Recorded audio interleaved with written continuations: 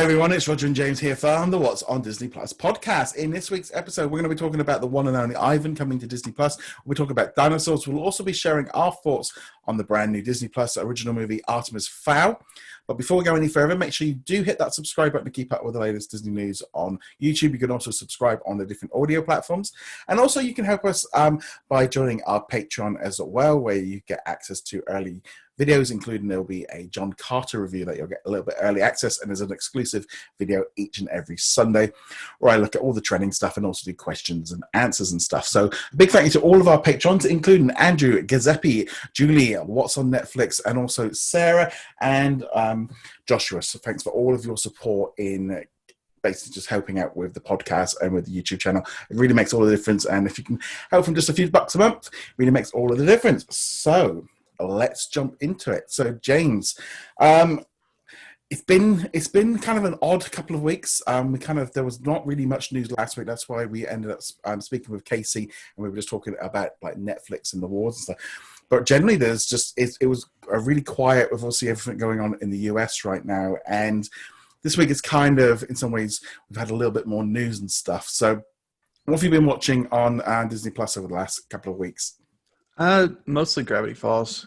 Yeah. My first time watching through it, so it's all new to me, and I've been enjoying the heck out of it. Other than that, just Artemis Fowl and John Carter, which you mentioned briefly. So yeah. That covers about it. Yeah, I mean, I've plowed through all the last 5th season of Agents of S.H.I.E.L.D. I'm now working for the 6th season, which is unfortunately is on Amazon over here because we have the 5 seasons of Agents of S.H.I.E.L.D. So finished them. I've done a few National Geographic documentaries, watched a few movies and stuff. But let's jump into the big one. Let's jump into the one which obviously going to be the title of this episode, Artemis Fowl. Obviously it came out yesterday. So let's start off with your views. What did you think of Artemis Fowl? I thought it was fine. Yeah. I don't really have a strong opinion about it one way or another. I didn't hate it and I didn't love it. I think when I was looking back on it, the line of thought that worked for me was if I had paid full price to go see this in a theater, I would have been disappointed. Maybe not like rage at the poor employee, give me back my money, this was terrible, but disappointed. If I'd seen it at a matinee price, like $10 to $12 here in the States, it would have been a fine afternoon. I wouldn't have felt bad about that. But of course, seeing it on Disney Plus, I'm like, yeah, sure. 2 hours it was fine. 2 hours. Well, yeah, I mean, it was about 90 minutes. I mean, I'll be honest, I thought it was okay. It wasn't bad and it wasn't amazing. It was okay. It's kind of middle of the road, and it's not really kind of what you want to do to start off a big franchise. And sort of watching it, there was a number of things I felt in terms of like, I enjoy like Josh Gad's character, and I thought, obviously the special effects were fine. I didn't even mind the idea of what the story was.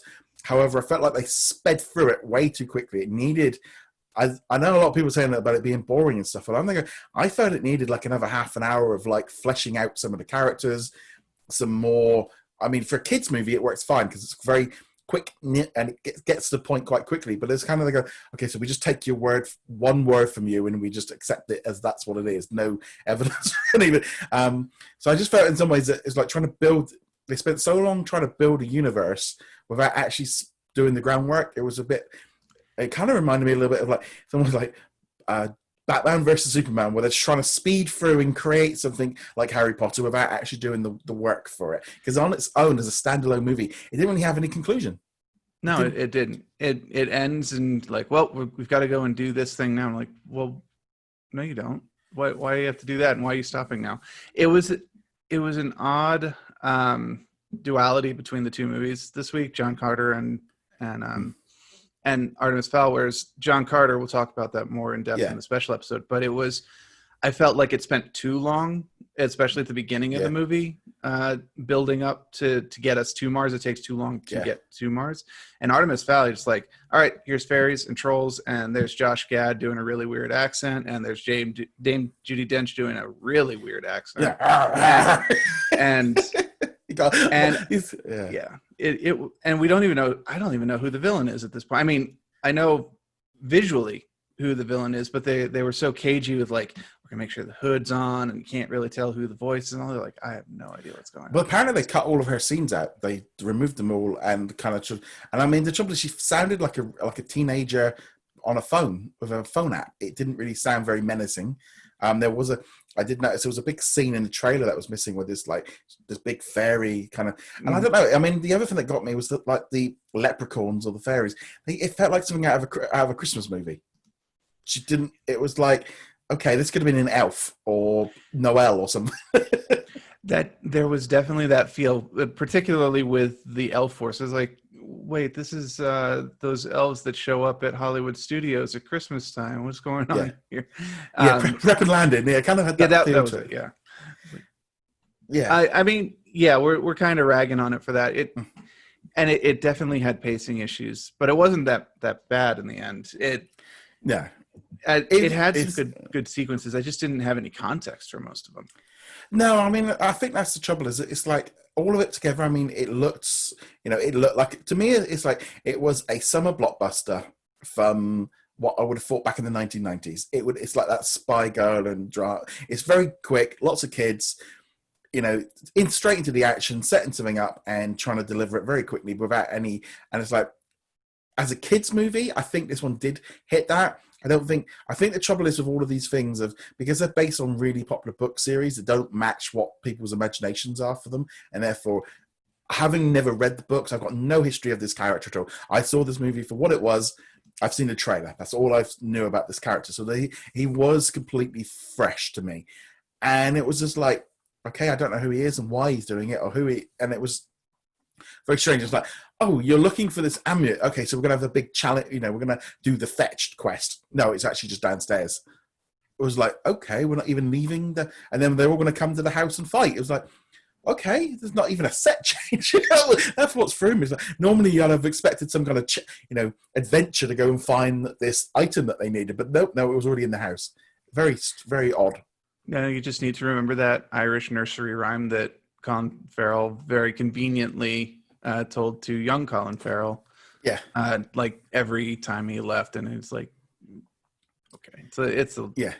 I will say for the movie though, as rushed as it was, you do get the sense of the bigger story beneath it, of the world building, even if you don't actually see it, and it did kind of make me interested to try and check out the book, see where it differs, see where some of these characters get a lot more detail, find out what drives some of these characters. Because all right, so you had the fairy character, the young girl one, and you get the sense that she's got her own quest. She's got to find out what happened to her father, clear his name, all that stuff, and then but they don't ever do anything with it. She's I've got to clear his name, and then Artemis Fowl or the other character is like, oh no, it was Senior, Artemis Fowl Senior. It's like, oh yeah, I know him. He was fine. He's cool. And it's like, oh, cool, plot resolved. Yeah, it was very like one simple sentence was enough just to write that entire storyline off, and you're supposed to just believe it. I mean, there's a whole other side thing of they introduced the niece. I think in the books it was actually Butler's sister, and it kind of got to the end of it, and you went, she wasn't needed. She just was. There was no benefit if she wasn't in the movie. It wouldn't have made any difference. She and things like that. I was just like, to bother with, because obviously the day before they put out all these posters and they put this character in, and I'm like, she didn't do anything, and there's these other things as well. I don't know. It's just kind of like strange. It felt rushed. It felt a bit fast paced. It needed more. As a solo movie on its own, it didn't have that conclusion. And I think that's what was needed. Like the scene where, they get Josh Gad out the thing at the end, and you're like going, I mean, I like the character, and there was a whole imming and ahhing of whether or not, was he good or bad? And he comes into the house, he breaks in, and next minute they're all just friends and running around, and they pass the thing to him and they run off. I'm going, you've not established any repertoire with them. They literally just trusted each other the second they saw each other, and that was what was like. Those little things are going. They've edited this as so tight to make it so quick for kids, but there's no concept of building on the story. Yeah, and Josh's character in particular was a little odd because, he's the narrator, but he knows things that he shouldn't have known, and he buys completely into this following of Artemis Yeah. Fowl, kind of like what you were alluding to, and he's like, why does he care? I mean, this was just a job to him, but now he's a zealot for both Artemis Fowl Senior and Junior, out there to preach the word. And but also, why is he in jail in the first place? I didn't.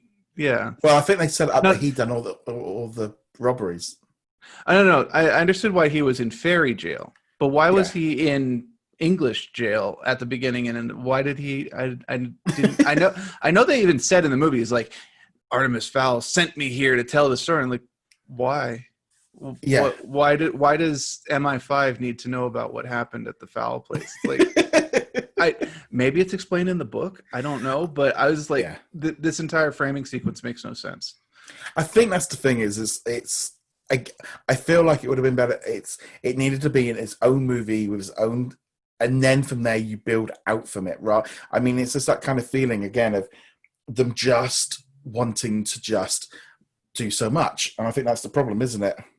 Well, it's like you said, that's what happened with DC and Batman versus Superman, or Batman v Superman, sorry, where they wanted to get to the fun part without doing the work for it. And you could also argue that this is what Disney did with the Star Wars sequel movies. They wanted to get to that point where they could start telling rebellion stories, where Luke and Leia and all their offspring, and well, not offspring, but the followers were back at being like the underdogs against the giant First Order. And it's like, but you didn't put the legwork in. You didn't build the universe at all. And it's the same here, which is too bad, because you do get the feeling that there is a really cool world being built here. You're just expected to know what it is because you read the book, or just run with it, accept it. And the other thing, it was like the little things like Josh Gad is a extra large dwarf. And like, I mean, I didn't understand. Is he actually a giant dwarf? When he does that, I guess it wasn't really. That answers it, but it wasn't really till he like that whole mouth thing that I kind of went, oh no, he is actually a dwarf. But I've never. Don't know. It just was very. It kind of just almost that feeling of, like you say, of they had these, the trolls and the goblins and the fairies and the dwarfs and all the rest of it. But it was just like, right, okay, you've got all this history and you're just supposed to just take it for what it is. I don't know. It was a really strange one. It kind of felt like they tried to do too much too quick, and then it's edited to be a kids' movies. I just feel like they needed that ending. It's like they got the dad out and just ended it. And then they went straight into like, okay, we're setting up a sequel. I'm like, whoa. I actually even paused the movie to go, are we nearly done? It was just like, I felt like we were got going, and it was like, okay. I mean, I think this whole thing of, there's been a lot of bad publicity about this movie over the last couple of days, of people calling it the worst movie, and it's dreadful, and the worst movie of 2020. Well, we've not really had that many, so it's a little bit unfair. And it's like, okay, I can see why it's been moved to Disney Plus. I get that. But I'm like going, I don't think it's a kids movie. And that's to me what it is. But I think the trouble is, Disney have kind of continued this trend of John Carter, Wrinkle in Time, and then we had Nutcracker, and then we've had Tomorrowland, and they've just had these movie after movie after movie where they are trying desperately to deliver something, and they are just failing because they're doing it like a trope, like just like it's a paint by numbers exercise to get to the end. And they're taking these like really amazing stories, but just maybe just blanding them down too much. If I don't know, even that's a word, I was actually thinking about this a lot last night, because I watched both John Carter and Artemis Fowl on the same day. I think you did too. Yeah, I did. I did. Yes, but I was thinking about this. So John Carter's not a bad movie. Tomorrowland wasn't a bad movie. Maybe a little preachy, but not a bad movie. I can't speak to Wrinkle in Time, but they have this whole catalog of attempting to do original works for movie form. Obviously they're adaptations, but then they kind of pull back at the last minute, where we've done all this marketing, or we've done all this writing and adapting for Wrinkle in Time and Tomorrowland and so on, and then they just get cold feet at the end, and they stop marketing it, or they don't market it properly. And I think this is part of a much larger problem at Disney right now. It's not specifically these movies, it's just in general. And you know, we see a lot of, oh, Disney's building this super massive media empire. You know, they bought Fox, Yeah. and soon all movies are going to be Disney in some form or another. And I'm looking at going, actually, that's probably not true, because Disney's not acting like the dominant company right now. They're not acting like they're at the top of their game. They're actually acting kind of scared. It's weird to think about it that way, but let's look at the last 10 years. You've got not just these original movies, which aren't getting the proper marketing, aren't getting the proper attention, and Disney seems to not want to put any faith in them. You take the big name movies, or the bigger budget animation kind of stuff. Zootopia, Big Hero 6, Frozen when it was originally announced. Yeah. Stuff like that, and go, they didn't put any backing into any of these either. When you look at Frozen, you look at it now and you're like, it's this huge empire. You can't go 5 feet at Disney without seeing Anna or Elsa or Olaf. But when it came out, they were nowhere. They were not in the parks. They were not in merchandising. They weren't anywhere. Zootopia, I was at Disney World the week Zootopia came out. You would have no idea there was a major animation movie coming out that week. Judy and Nick were not anywhere at the parks, not even like a pin. You couldn't even get a pin or a patch or something with them. Disney is not willing to take risks at the moment, and it's problematic. They don't have that creative direction that they've had. Other than Marvel, which, let's be honest, they're fun, but they're not exactly, Oscar movies. There's a reason Endgame was up for special effects, not script writing. They're not taking any. Star Wars, like I mentioned before, they went the sequels. They basically just wanted to get back to the Rebellion era and tell those stories again. The best movie that Disney made was Rogue One, which is set right before A New Hope. And they have to be able to take the risk. But now that Marvel has become so successful, they can't take risks, because if the shareholders see massive price drops, they're going to eat Disney alive. So it's a really weird dichotomy or viewpoint at this point. I mean, I think, to be honest, they've been so reliant on their live action remakes, and Artemis Fowl was something original. We've been saying, everyone says we want something original, we want something fresh. We're fed up of all these live action ones, and then you give us something like Artemis Fowl, and it's like, yeah, you're not showing any faith in this thing. And again, was it just meddling? Was the longer cut? Was it better? Was it and they pulled the trigger because they didn't realize what it was doing? It's hard to know, but I mean, the movie got delayed from last year to this year, and obviously they pushed it onto Disney. And I do look at it and go, yeah, you might as well have just pushed this onto Disney Plus, because this would have been a box office disaster. The trouble is, what you don't want is, you don't want Disney Plus being the, well, a movie isn't going to do so well, we're going to put it on there. I mean, I'll be honest, when I look at like the 5 Disney Plus original movies now that we've had, it's Togo, Artemis Fowl for me, and then Lady and the Tramp. Oh no, we've had 6. So I would put Artemis Fowl in the top 2. I still think it's a solid kids movie. It's better, but we would never have got that movie like that with all the special effects had it been coming straight to Disney Plus. If they decide they're going to do 5 sequels every 2 years for Disney Plus, the budget will be nowhere near what we had, because there was a lot of special effects in this movie. But they would never, that budget would never be that high for it. Yeah, and you would have a hard time getting some of the actors and actresses involved. I can't imagine that Dame Judi Dench is exactly a cheap actress to hire. Colin may not be at the top of his game at the moment, but he's still a recognizable actor. He's going to be able to draw at least a sizable paycheck, and then you've got the special effects, location shooting, all that fun stuff.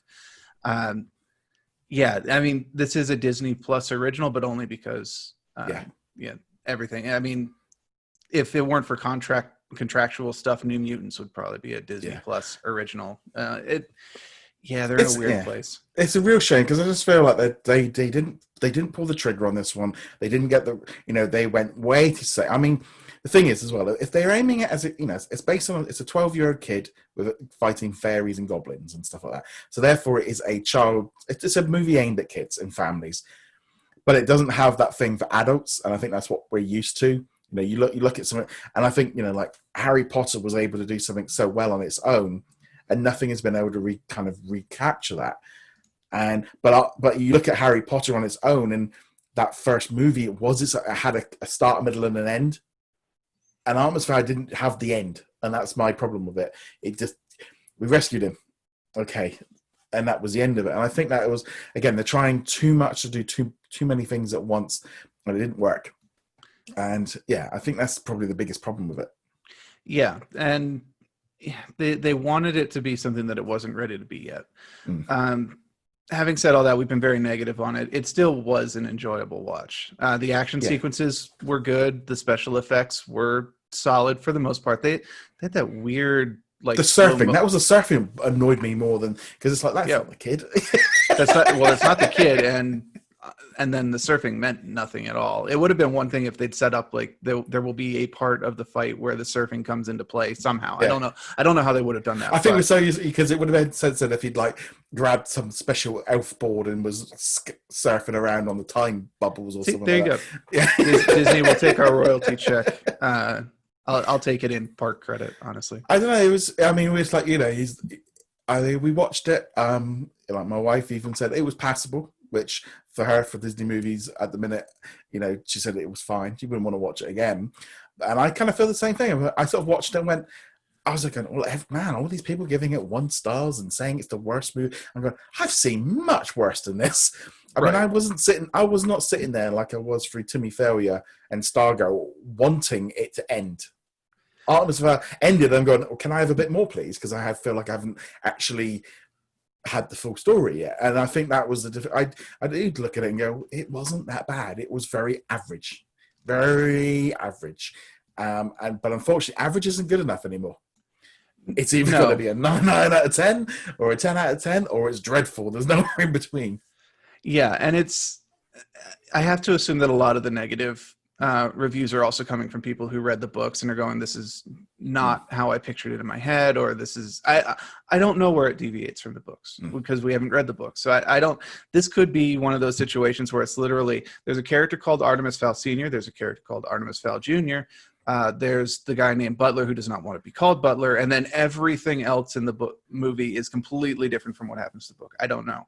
And that's completely valid for fans of the book to go, this is not what I wanted in an Artemis Fowl movie. We've seen that plenty of times. The Percy Jackson fans can certainly commiserate. And the writer, well, the writer of Percy Jackson. I mean, he has been, because obviously he's behind the new Disney Plus show. He hates those movies. He literally says, you'd be better off watching 2 hours of, because he said he just took his entire life and just blended it for a meat grinder, and he begged them not to do it, and it kind of feels like, did Artemis Fowl, is that kind of the same thing of where it's been just churned up and just sanitized so much that it just become, I don't know, it's very strange. It's a very strange. I had that movie gone to the cinema. I wouldn't have gone to cinema to see it. I wouldn't. I don't know. I probably might have gone. Well, I suppose I need to go see it because I run a Disney website, but I wasn't. When it got, it's like, had they delayed this another year, I would have just been like, yeah, whatever. I didn't. It wasn't really on my radar. It was very noticeable that it's not. Disney aren't really. They are promoting it on TV over here as part of the Disney Plus thing and pushing it, and they had the actors and stuff on TV over here promoting the movie, and I'm like, okay, cool. I think right now everyone would have wanted a big blockbuster. I mean, I think had this been like Mulan or something like that, it would have been a much bigger deal. But yeah, Artemis Fowl just didn't scratch that itch that I think everyone was looking for right now. Well, yeah, and you can tell why they picked this instead of Mulan or Black Widow or something like that. They're still holding out hope that they'll be able to get those into a proper theatrical release that will make them, not insane amounts of money, because I don't think even they expect that people are going to run to the theaters to see Mulan or Black Widow, given all the things going on right now. But right, so before we go, we're going to jump into that one in a second anyway. Right. So just to finish off Artemis Fowl, for me, I gave it a 3 out of 5 on my written review. I thought it was that would maybe be like a 6 out of 10. I thought it was fine. I think if you've got a Disney Plus subscription, you should check it out. I don't think, I've seen people going, well, I'm not going to bother watching it because of the reviews. I'm like, no, why? Just watch it. If you don't like it, turn it off after 10 minutes. You're not paying. You've already paid for it. It's not like you're spending out any money for it. So I do definitely recommend watch it. If you like, I'm sure kids are going to love it and they're going to enjoy it, and they'll kill 90 minutes. Just don't go in expecting Harry Potter. I think that might be or something along those lines. What about you? Yeah, about the same. I'd say 3 out of 5, or maybe a 5 out of 10, depending on Yeah. what kind of scale you want to go on. If you were going to go to the theater to see it, I'd say no, stay at home or watch something else. But it's there. It's on Disney Plus. As you said, you're already paying for it. 10 minutes of your time, and if you want to keep going, then keep going. One note: any company, not just Disney, if you're going to do an adaptation of a book, a comic book, whatever, at least understand the source material, understand what the fans wanted out of the source material, and it's not pandering to give the fans what they want out of a source material book. It's worse to make big changes. Now, I don't know if they made huge changes, but based on what people are saying, it certainly sounds like they did. Yeah. So let's move on there because it kind of brought up. So Disney have announced that the one and only Ivan is going to be moving from cinemas to Disney Plus. It's going to be coming to Disney Plus on Friday, August 21st. It's about a 300-pound gorilla that or 400-pound gorilla that lives in a shopping complex and with a dog, and they drop off a baby elephant, and it reminds him of being in the wild. And we've seen nothing of it. We've not seen a logo. We've not seen an image. We've not seen a trailer. I think we've all been expecting this movie to do the Artemis Fowl route of being, I would say, dumped. I mean, this is the kind of thing if everyone's like, oh, it's just been dumped because it's rubbish. It's like, not necessarily be rubbish, but mid-tier movies do not do very well now at cinemas. This is just a standard thing going forward. This is a movie that they planned on it, but there's just been no promotion of it. You know, we are essentially, it was supposed to come out the second week or first week of August. We are 6 weeks away, maybe 7 weeks away from when it should have been out, and we know nothing. I mean, even the press release didn't even have the logo. I mean, it was just like, okay, but I mean, it's unsurprising no one really was that excited about it when we put it up on the page and in the group, because no one knows what it is. Apparently, it's, again, based on a very popular book, and they've had a sequel and all the rest of it. But I wasn't surprised by this in the slightest. I was only surprised because I forgot the movie existed. And when it came up on the Disney What's on Disney Plus feed, I was like, oh, this is a new title. This sounds like it's along the veins of Timmy Failure. It's going to be some live action thing about a kid named Ivan. Like, oh, this is not that at all. I have no idea what this is about. Well, it's CGI animals, and we've got it's got Angelina Jolie providing a voice for it. And I think, this one could have been, it maybe had the virus not hit, we might have started seeing sort of footage of it by now. I would have hoped so. But maybe this is, again, this hard kind of feeling if Disney is looking at these mid-tier cinemas and going, it's just not going to work. They're just not going to bring in enough money because people will not go see. People wouldn't have gone and seen them in enough numbers before the current situation. And so this one moving over to Disney Plus is good now. That means now this month we've had Artemis Fowl. Last month we had Rise of Skywalker. The month before we had Frozen and Onward. Frozen is coming to the UK in a few more weeks. Onward hasn't arrived yet. And now we've got Hamilton dropping in July. Now the one and only Ivan in August. So we're actually doing quite well on Disney Plus with them kind of doing this. And yeah, I think it's a great move. I think Disney have got so many movies to try and they've essentially lost 5 to 6 months of opportunity to release these movies, and they can keep pushing them back and pushing them back and pushing them back. But the problem right now is who is going to go and how many people are going to go. Because if you have a movie, say this movie they're looking at going, well, this was only going to bring in, I don't know, say 100 million, 200 million at the box office, but half of those people are no longer going to go, we're just losing money. So therefore, it's pointless sending them. It's more cost effective for Disney Plus to boost that up as being the main thing to kind of keep subscribers and stuff going on. Right now, it's like going to the cinema. Mulan comes out. It's supposed to come out in 4 to 5 weeks time, but the situation is changing so much. Tenet and Wonder Woman, they all got delayed yesterday. Also, Disney, and not only did they announce that the one and only Ivan is moving to Disney Plus, they've also pushed back the Beatles documentary by a year till next August. They've also pushed a couple of other movies back. There was that one Fox Searchlight movie, which was all about David Copperfield actually got released here just before all the situation hit. So it's kind of that weird thing like, that one, yeah, that one's being pushed forward. So they're moving some more dates around. All the companies are, because right now there is a real fear that July isn't going to hit what they all wanted. Everyone was hoping that all cinemas were going to be reopening. I mean, over here in the UK, the current schedule is the 4th of July to kind of start unlocking hospitality. But spikes start going up, things start changing. And what's going on in America right now, the stocks just went bonkers yesterday because so many states started reporting bigger numbers going up than they were before the current situation. There was also a number of states now have put hold on stuff. And I think the just general consensus from the studios is there's not enough confidence in sending these movies out in July, which then puts back that delay even more so. Whether or not we see Mulan on Disney Plus, I still think they're going to do a video on demand. I think they'll go with every cinema that's open, drive-ins, quick release to video on demand, get it out on Disney Plus with it. And you'll see that will happen within like 3 months. I think we'll just see a blast. Like, we will send it to cinemas, but it's not going to be there it will be there. But I don't think they're going to send it straight to Disney Plus. I think it's too big a movie to do that. But the whole summer it's still too early to say what's going on right now.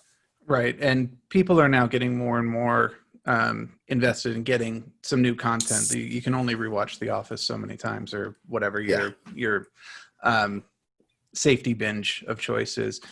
And they have to have looked at the success of Trolls World Tour, or whatever it was, which apparently did extremely well on video on demand. I don't know what the Onwards numbers look like because they released that on video on demand before going Disney Plus.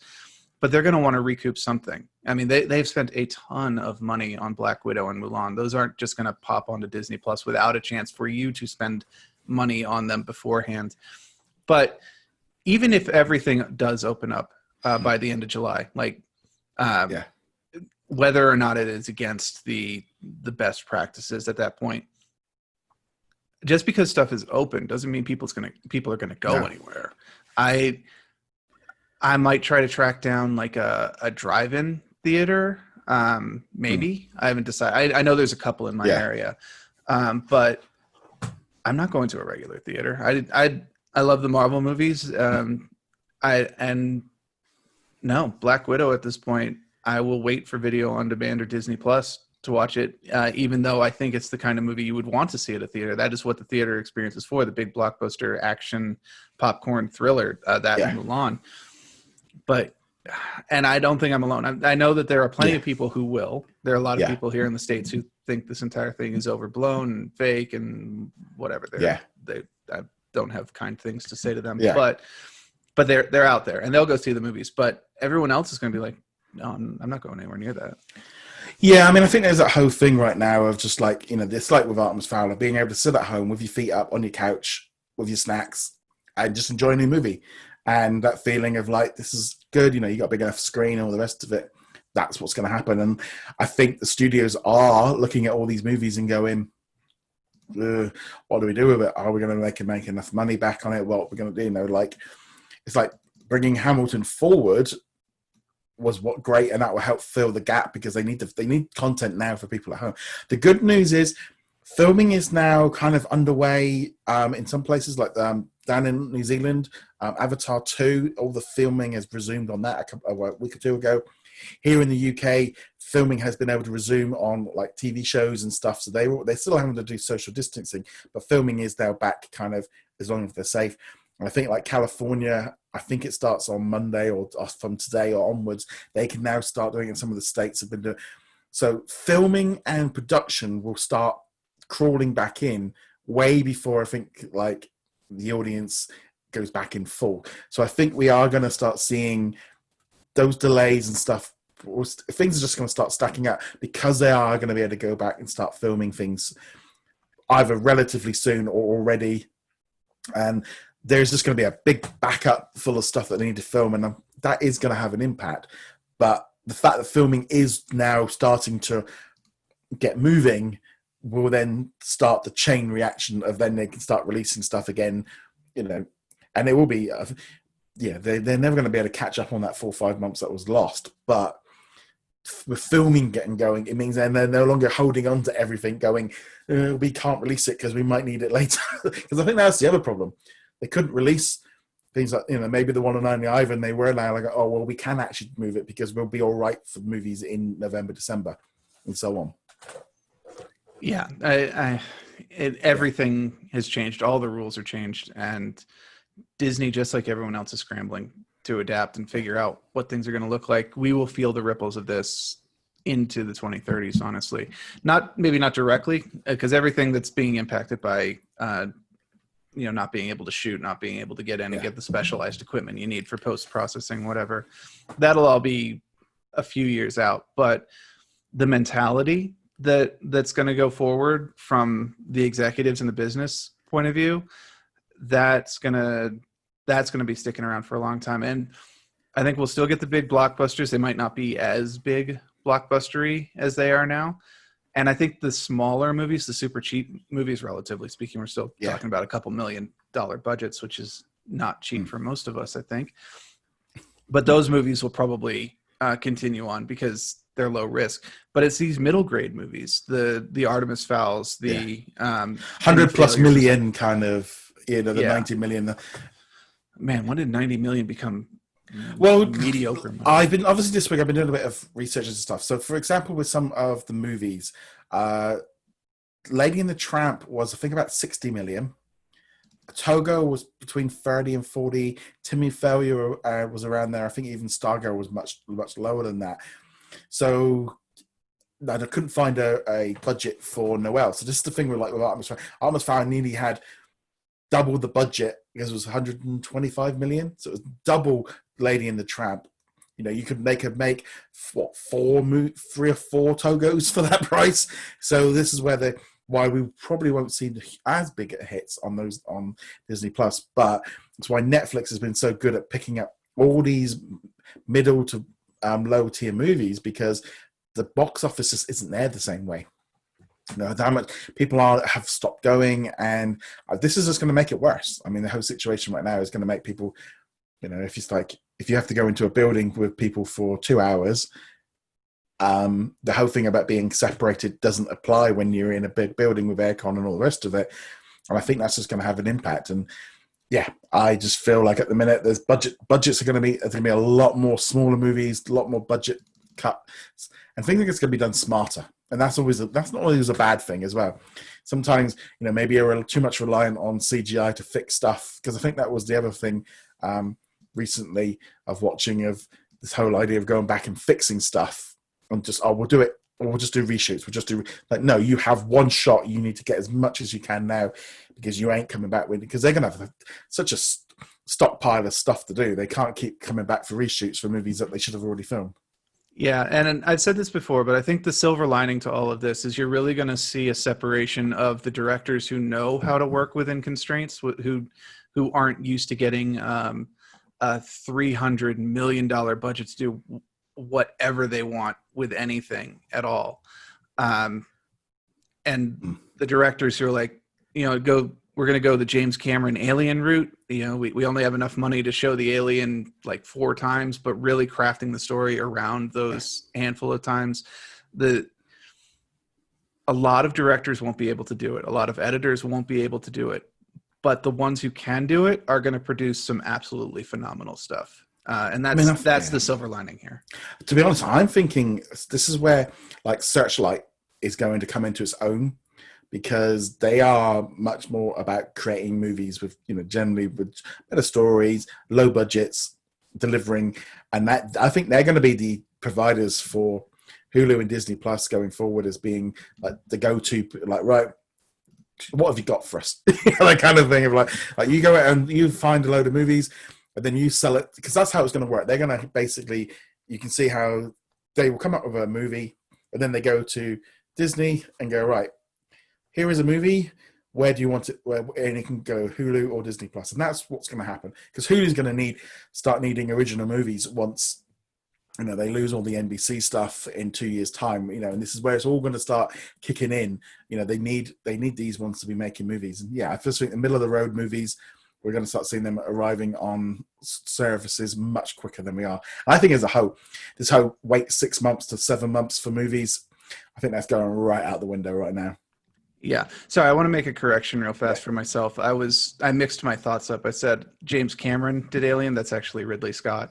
I was going to go with Terminator, and then I was like, no, the Alien makes more sense, but I didn't correct the director in my head. I think to me, I must admit, I always think of James Cameron and Aliens, as that was always the one I preferred. Aliens was always my favorite. I agree with that. And Aliens itself had quite a few budgetary restrictions. I think they had like 6 alien suits, and they had to make it look like a whole mob of them. But I just want to make sure. Yeah.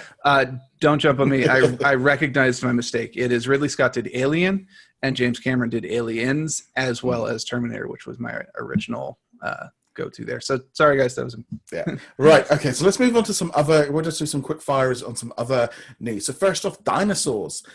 This one has been one of the heavily requested TV series. It was a show that aired back in the 1990s. Ran for about 4 seasons, 65 episodes. During an episode of ABC's new game show Don't, Ryan Reynolds is producing it and is also narrating the show. He said it's coming to Disney Plus in the fall. And it's like a really weird place to kind of advertise it. They've not followed it up anywhere else. There's other people going, well, is he just joking? Is it just... It's like, well, you generally wouldn't joke about that on a TV series. That would be a bit... it just wouldn't make any sense. So that has come from Ryan Reynolds and ABC shows. A really weird, random way of announcing a legacy title. But I used to love watching that when I was a kid. I haven't watched it 20 plus years, probably since it stopped airing. But I'm willing to give that one another go. But how badly that's aged, I don't know. I don't know. I suspect it's actually aged decently well because it was fairly low production values to begin with. So it really won't change in that regard. But yeah, this is a very odd way to announce it. Still, I remember loving that show. It had some pre-internet meme-worthy stuff, like the "Not the Mama" from the baby and so forth. I have to admit, though, when I first saw the title, I was like, "Oh, we're going to talk about dinosaurs. Are they doing a revival of the 2000 movie Dinosaur?" Which that's an odd one to pick out. This actually makes more sense. I will definitely give it a shot. I'm not a huge sitcom guy, never have been, but I do remember enjoying this show back in the day. Anyone who hasn't seen this show, though, be forewarned, the ending of the show is depressing. Yeah, there's a lot of people talking about that, and I think it's almost that kind of thing of like, that's one way of ending a series. Like, you just ended it, You have a very definitive ending to Dinosaur. And I remember watching it as a kid. I don't know if I saw it as a rerun or if I saw it when it was the actual last episode, but I was like, what? What did they just do? That was... Because wasn't it just kind of along the lines of, it's starting to get a bit cold? It's starting to get a bit cold after they destroyed the entire environment through over industrialization and then compensating with really stupid ways. They destroyed the planet. Straight up. Who would have, looking at that, like, kind of what's going on, right? Nevertheless. Right, also some news this week. Disney Plus launched in Japan. It replaced Disney Deluxe over there, so it's out there now. Runs a little bit differently to the normal one. There's kind of another company involved. It's got all the Disney Plus originals, got lots of other bits and pieces.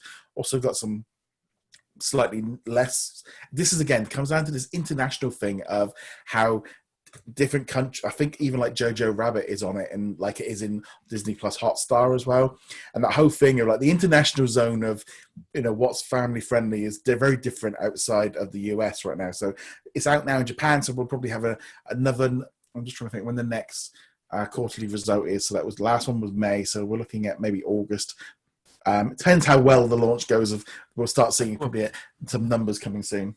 Well, we should be seeing a quarterly result here within actually a couple of weeks because June was the end of the most recent quarter. May was the last quarterly results, wasn't it? So that was the last investors call, Yeah, but they'll have to have a call for the quarter that ended in June, or is ending in June, I should say. Yeah, it's normally like a month, I think about a month right, later. 6:30. Now that I think about it, we've got all of our quarterly stuff coming up here in the near future. So end of June, which means the Japanese launch will be in the current quarter.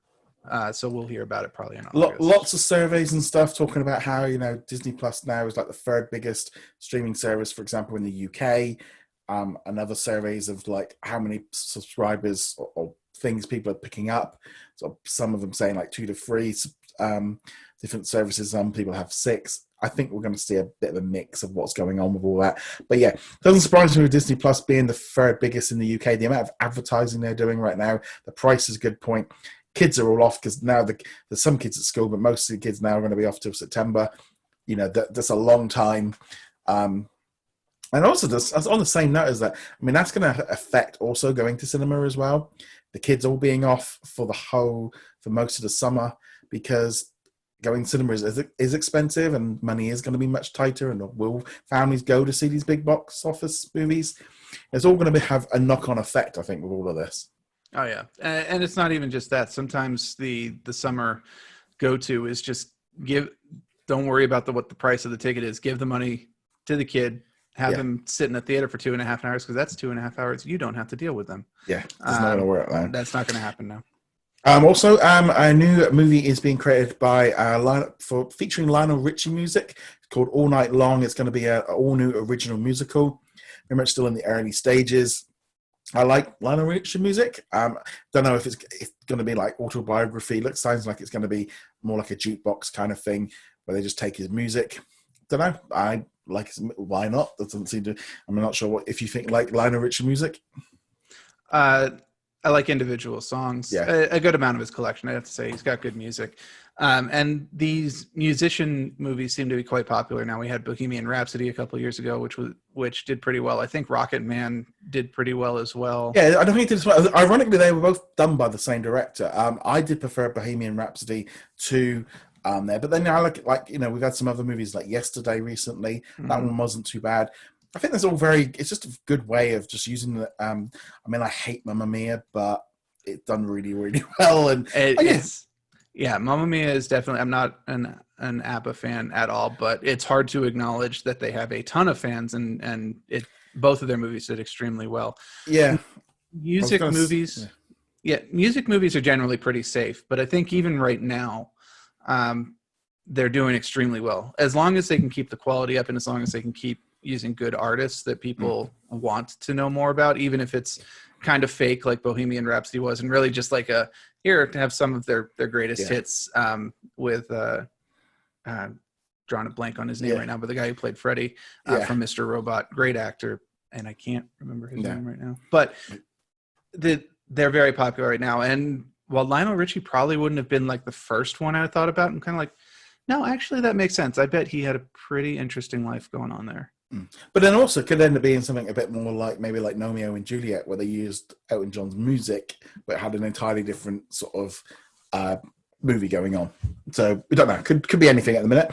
Also, Beyoncé is apparently reportedly doing a $100 million deal with Disney to bring some music to the Black Panther, and also to provide a narration for a number of Disney Plus projects. Which I was like, really? You're going to spend that much? But obviously she will bring a massive audience in. And it's like, okay, cool. Well, it depends what she's doing. I mean, we don't know yet. It's still very much still in the negotiation stages. But I don't mind the idea of her doing some bits and pieces of Disney Plus. Yeah. We'll have to wait and see what she ends up narrating. Obviously, with celebrity narrators, it's extremely hit and miss. We are more used to it here in the States, though, as opposed to like David Attenborough narrating every single British. We did. But to be honest, they are now. The last few years, they have been bringing a lot of different. David Tennant is actually really good at them as well. He does them very well. I could see that. He's got a great voice, and he's got a great range. I just saw him in Harry Potter 4 last weekend, and I forgot he was in that movie. And it's fun to see him. Yeah, they're definitely kind of moving on from there. So, also, apparently there is a report of a Black Cauldron live-action remake in the works for Disney Plus. I'm going to be honest. This is one when this one came up, was like, okay, this one nearly bankrupted Disney because it did so badly at the box office. Nearly killed their animation division completely because it just didn't cut. I think it barely got enough money in to cover the costs of it, and it would just put them back years. And I was like, I'll be honest, I've never seen it. I've even got it on Blu-ray or DVD, I think. I picked it up at one point when it was in a stack of DVD, and I still haven't seen it. It's on Disney Plus. It was on Disney Life for and I have sat there and gone, you know what? We need to do this as a club episode where we do a retro review, because I need to watch this movie. Because this one in Atlantis, and there's a few other ones when that era is like, yeah, I've never seen the Black Cauldron. So have you? Black Cauldron is not from the Atlantis era. Black Cauldron was 1970s or something like that. 1985, I think it was. 85, okay. So it would have been largely made at the end of the 70s, beginning of the 80s. But I know I've seen it, but I barely remember it. I know a lot of the controversy around it. I know they wanted to make it into like a series of movies. It's based on a very popular book series, or at least it was popular in the 70s, 60s. I know Walt was actually interested back in the day. This obviously happened after he passed, but it was a project he was interested in. And then, it's kind of like Artemis Fowl from the 80s in that regard. Like, it sounds like they wanted to do this big grand project, but they didn't want to do the legwork to do it properly. And then, of course, it had too many chefs stirring the pot kind of deal, where it just got passed around between people for a while.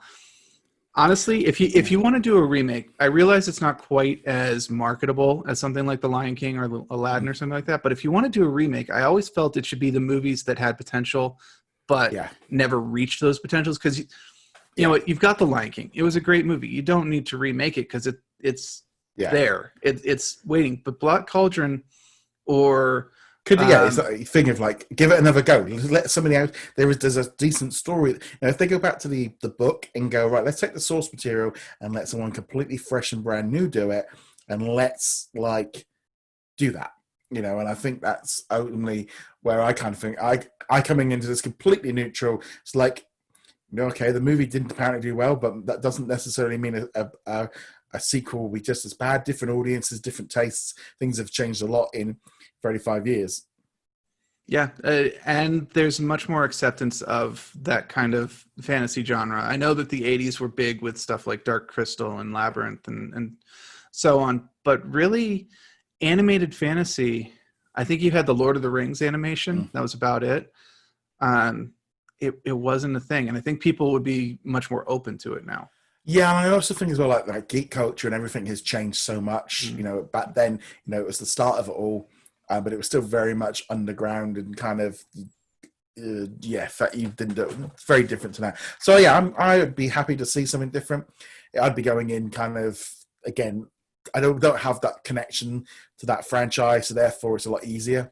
But like I said, it makes sense to me. It's just like, well, if this is based on a series of books and you've got the rights to it, and why not give it another blast? It might work out better.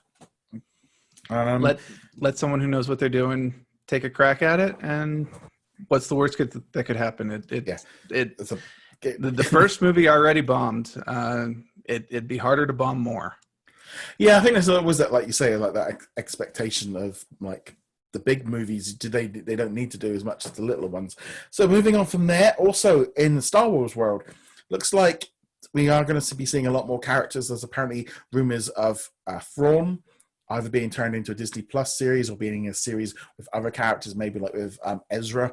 Apparently they're casting for someone in their 30s to play Ezra, that's how old he would be around about the Mandalorian time. When I heard the thing of the Thrawn series, having read the Thrawn novels, the recent like 3 or 4 books have been out, I'm fully in on this. He's a very interesting character. It'd be a very different show, but I'm guessing they'd want him as a villain for like a different show. But there's a lot of work going on. There's a lot of animation work going on right now in Star Wars as well, that they've not announced anything. I think I saw a tweet the other day that someone said you don't know how much animation is going on backstage now with Star Wars of new series, because Clone Wars, everyone's been focused on the Clone Wars. Obviously we've got Star Wars Celebration still technically going ahead in August. They have not officially cancelled it yet, but that's usually when you would start seeing all this stuff being announced, and I think that would be when we'd find out about all of this. I suspect we'll have a digital celebration this year, kind of like most of the conventions are doing. But as much as we rag on the sequels, the one thing that Disney has done right for the most part has been the television or the Disney Plus stuff. Now, kind of bypassing Star Wars Resistance, which I think will be relegated to a matter of trivia. It might already be, as far as no one really talks about Resistance, but the Clone Wars, people got super hyped for the ending of that. Obviously those last 4 episodes in particular were amazing. The Mandalorian, obviously not animated, but still, solid. And I think people are really interested in this long form storytelling that that's provided here. And obviously you've got Dave Filoni, who has established himself as a very knowledgeable, creative storyteller who knows what he's doing in the Star Wars universe. So it would not surprise me that they would have 8 or 10 projects going all at once. We obviously won't see them all at once. They're going to stagger the releases, but I'm all in on this. And it makes sense as well to use, Dave Filoni. That's his characters. That's what he knows. That's who this is the guy that can turn this into, and it extends, kind of connects in with all the other movies. But I just think, Thrawn is an amazing character. It's kind of difficult because if you've not read the books, he's quite, he's just a generic villain, but he's not a villain. He is obviously, in terms of, he works for the Empire and stuff, but there's a whole other subplot going on with looking after his own people and, basically better the devil, or better the, kind of keep them keep the people that you don't like on the inside. And that's kind of what he's doing. So I think it'd be cool to see them going forwards, but hopefully we'll start finding out about these Star Wars series soon. Yeah. I would say for Thrawn, if your only experience with him is from Rebels, there's not much room for gray area in children's cartoons. I mean, sure, you get characters like Zuko from Avatar, stuff like that, but generally the bad guys are the bad guys and the good guys are the good guys. But there is a lot of nuance to this character from the books, and I hope that if they do a series with him, that they start to convey it, that he's just not the villain of Ezra series or something like that, that you actually get to see, he worked for the Empire, but he was working for a much bigger goal. And that doesn't mean he was a good person, but he had an objective in mind that wasn't necessarily just, yes, sir. Galactic domination for the sake of galactic domination. Anyway. And our last bit of news, which is definitely some good news for US folks. Looks like Disney did a deal with AT&T to bring forward a number of release dates, because Jungle Book, also Alice Through the Looking Glass.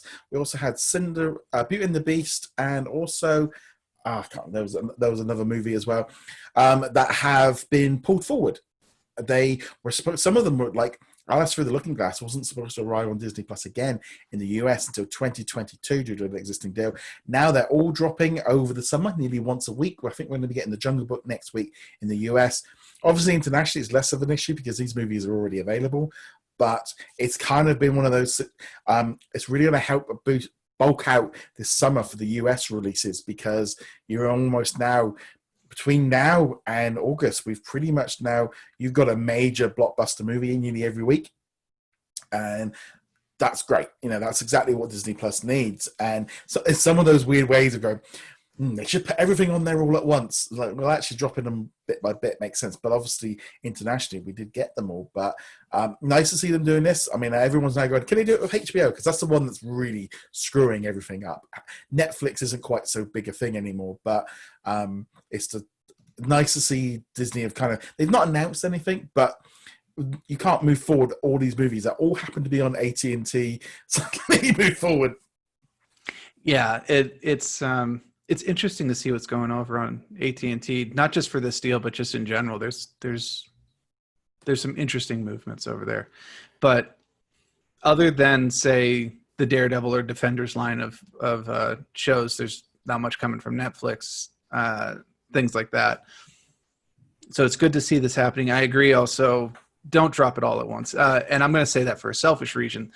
I want to see most of these, and I want to be able to talk about them here when they pop back on, even if it's just a short segment of, hey, you watched Out Through the Looking Glass. I didn't see it in theaters. I haven't seen it since it came out. So we can talk about that. But if they drop all of it at once, no. And I think that would happen for most people. If you drop 5 Disney movies, these live action remakes or any of these things, most people will gravitate to the most popular one. Yeah. And then the other 4 will just get forgotten. Yeah. Pirates of the Caribbean, Dead Men Tell No Tales was the other movie. It suddenly dropped into my head. These were all really popular movies. Everyone, that kind of thing. Have got, yeah, it's great. I mean, it's just this strange thing. I think once HBO deal's done, that's really going to free up a lot of legacy titles, and that, in some ways, it gives Disney probably 2022, 2023, 2024 years of just backdropping legacy content weekly, every Friday. They can keep doing that because the pace feels like it's picking up steam. This like Friday drops. Oh, here's a host season. Because they've not really been diving too much into the Fox. So once they've kind of gone through maybe the National Geographic and the Disney Channel, they'll then have all this Fox content that they can start diving into and start utilizing. And I think it makes sense because there's a lot of competition out there right now. And I think it would have been kind of maybe nice had they put out the announcement to say they'd done this deal, but it maybe AT&T, they didn't want to do that. But it's only a few small little movies, but I think it all makes a big impact. I kind of wanted to bring up this because this got brought up a lot recently. Was HBO Max has a leaving tab, and like half the DC movies and a load of movies from Warner Brothers and stuff are leaving, and they said they're going to be like rotating them in and out. And people have been like tagging me and all this stuff, going, "Look what they're doing!" It's like Disney aren't doing. It's like yeah, okay, that's really, really weird to be seeing what HBO Max are doing with all their movies right now. Yeah, and I don't get it. I thought it might be end of licensing terms for a lot of them, but they basically own the Warner Brothers back catalog at this point, so I'm not sure why they would drop the DC stuff unless there's a pre-existing license. And yeah, rotate them back in. But it's weird because I remember looking at that tab and being like, wait, Justice League? Yeah. But didn't you just announce a Snyder cut of the Justice League? Yeah. How's that going to work? Are you going to rotate between the two of them? And like, well, I want to watch Justice. I said like 5 people ever. I did. I know. I'm going to put my hand up. We did actually watch it on Netflix last week. We were sat there and we went, have we seen this movie? We were like, I don't know if we have. Well, do you remember it? I don't remember it. Well, well, let's watch it. Got halfway through the movie going, I still don't know if I've seen this. I enjoyed it. I went in. I love this. It's like I think I did watch it. I think I might have watched it on a plane or something. We're on a little screen, so I didn't. I think that's where I saw it. But yeah, so I have. I was all that noise about the Snyder Cut. I was like, do you know what? I really do need to watch this movie because I do not remember it. But yeah, so I have done it. We'll see how the Snyder Cut goes. I saw it too when it came out, and was acceptable. I rag on it because it's the competition, but it was an acceptable movie. Certainly not something that I've ever felt the need to go back and watch again. And I'll probably check out the Snyder Cut, although I'm definitely not in the camp that's like, this is going to be the greatest movie of all time and it'll fix all the problems. We're not going to go down that route right now. That's it still gets me the fact of like the end, you do know that everything that we saw in that movie is still going to be there. It's like, well, okay. Yeah, all right. We'll talk about this briefly here. I think a lot of people expect that the Snyder Cut is going to fix all the problems, and it's suddenly going to become like this unearthed masterpiece. And I think the problems with the Justice League are far deeper than editing. When it's a very it's a flawed view of what the DC superheroes should be. It's not a problem with the DC heroes themselves. I think you can tell plenty of great stories with Batman, Superman, Flash, Cyborg, all of them. Yeah. But it's that underlying vision of Zack Snyder's of how he views superheroes, and in particular these superheroes, that is the flaw. He has a very cynical, very dark view of them, and that's a perfectly valid interpretation. But it's just not. Well, but I was going to add because I think that they're even releasing it as like 6 episodes of half an hour each, or so. It's not even going to be like a movie. Very odd. Very odd. They did that with Tarantino's Western movie from a couple of years ago too, where they re-released was it Hateful Eight as like I think it was that one. One of his movies got re-released as like a 6-episode series, and apparently it's much better. I do think it will be an improvement over Justice League, but I'm definitely not in this will be the greatest superhero movie of all time. No, because we all know that's Howard the Duck. But so absolutely, George Lucas can do no wrong. Jar Jar Binks and Howard the Duck will go down as the greatest characters in cinematic history. And on that bombshell, I think it's a good time to end the podcast. Again, just a big thank you to everyone for subscribing and listening to the podcast. Also, just again, and that's going to go another just shout out to all of our patrons as well. Andrew Giuseppe, Joshua, Julie, Sarah, and What's on Netflix for all of your support. Just want to put that there. So again, thank you very much. Go check us out over at whatsondisneyplus.com. Remember as well, we will be talking about John Carter.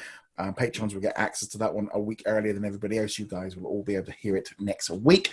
And on that note, guys, thank you very much for joining us. We'll be back soon. Laters.